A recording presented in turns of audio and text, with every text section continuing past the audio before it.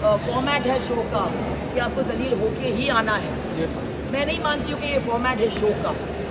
Show आपको जलील नहीं करता है, शो आपके सामने हमेशा एक अपॉर्चुनिटी और एक चॉइस देता है।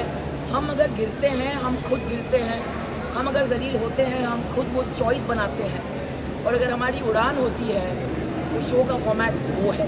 तो आई थिंक मैं गई अंदर एक ओपन माइंड के साथ, एक ओपन हार्ट के साथ, और मेरे रीड इंटैक्ट ऐसे गई। मैं बाहर आई हूँ with my head held high, with my heart overflowing, क्योंकि मैंने बहुत करीब के रिश्ते बनाए अंदर। एंड आई थिंक बेबी का जो है वो तो मेरी आई थिंक पूर्ण जन्म की पता नहीं क्या है मेरी लाइफ में, but I think that she is the sister और daughter I never had. She is my friend, Jad, Avinash, Elvish के साथ भी मेरा बहुत ही स्पेशल कनेक्शन रहा है फ्रॉम डे वन। तो आई थिंक ये 51 की उम्र में I kept the flag flying high guys. So I think that age is just a number. I think मेरी एनर्जी लेवल जो थी मेरे कंटेम्प्रेरी से बहुत ही ज़्यादा थी, वो जो मैंने दिखा दिया। और सफाई के मामले में mental and physical I think मैंने काफ़ी मैनेज किया। आई थिंक मुझे सबसे बड़ा कॉम्प्लीमेंट अभिषेक ने दिया था एक्चुअली 3 या 4 दिन पहले, जब इसने कहा कि अगर आप नहीं होते तो शायद लोग और गिरते। Ma'am, you have seen those two boys very closely inside the house. How happy are you with the result? Elvish coming first, the first wildcard entry, and Elvish की second. जीत मेरे लिए I'm thrilled है, बहुत ही फेयर गेम है। And ये जो myths होते हैं ना कि अगर आप वाइल्ड कार्ड बन के आए हैं तो फिर आपका जर्नी जो है उतना इम्पोर्टेंट नहीं है या इतना भारी नहीं है जैसे किसी ने 8 हफ्ते गुजारे हैं, ये सारे मिथ्स हैं। आई थिंक ये it's not the length of your life, it's how you live your life. जैसे रिश्ता जो होता है क्योंकि 10 साल का है उसका मतलब ये नहीं कि वो ज़्यादा इंपॉर्टेंट है 1 साल के रिश्ते से। तो आई थिंक एल्विश ने ये प्रूव कर दिया है। एंड आई थिंक कि वो घर में एक नई एनर्जी की ज़रूरत थी जब वो आए थे। And I think it's created history, ये wild card entry has won the show.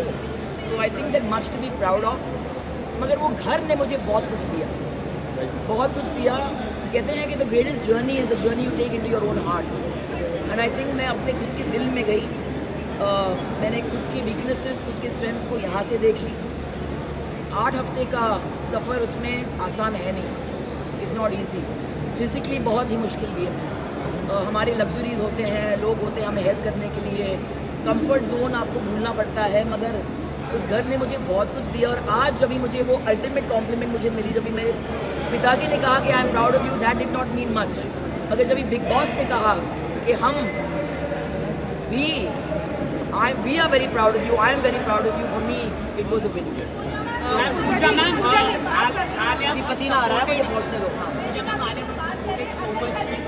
आज से भी उन्होंने काफी सपोर्ट किया, उन्होंने कहा कि आप विनर भी नहीं बनी तो चलेगा, लेकिन फंड आपने दिया, फैंस का आपने दिल जीतना है, क्या कहना चाहोगे?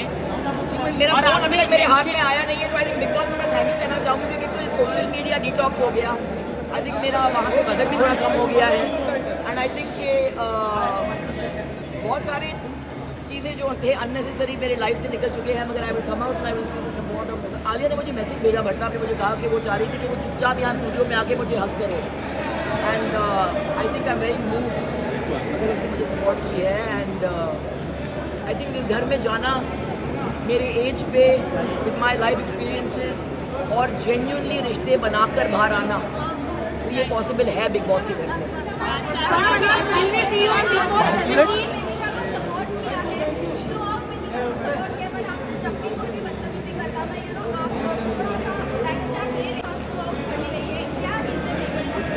मुझे लड़की से प्यार हो गया, मुझे प्यार हो गया क्योंकि वो बहुत ही एक कन्वेंशनल लड़की है नहीं।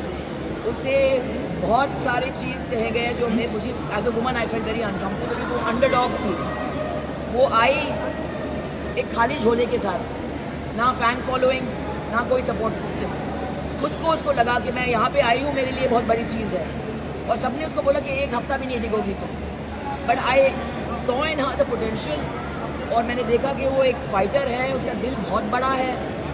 एंड मैं हमेशा अंडरडॉग को सपोर्ट करती हूँ और मैं इजाज़त देती हूँ लोगों को मेरे साथ ट्रेसपासेस करने के लिए, क्योंकि कोई मुझे मेरे इजाज़त के बगैर बेइज्जत नहीं कर सकता। I don't give anyone the permission to insult.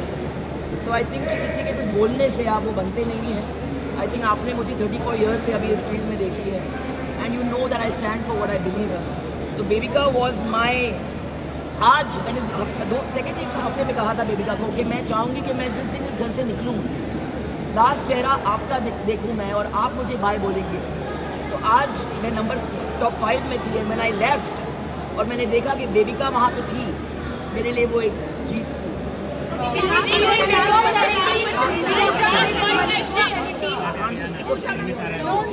आपकी स्टार्टिंग में फेवरेट रही है, यू नो आपने उनको सपोर्ट किया इन द वेरी बिगिनिंग, लेकिन देखो मनीषा और बेबिका की तरफ मेरा अफेक्शन रहा था और मेरा अफेक्शन मनीषा के लिए हमेशा रहेगा. मगर क्या है कि ये शो ऐसा है ना कि कहीं ना कहीं आपकी पर्सनैलिटी जो है जितना भी आप छुपाएं वो बाहर निकल सकती है.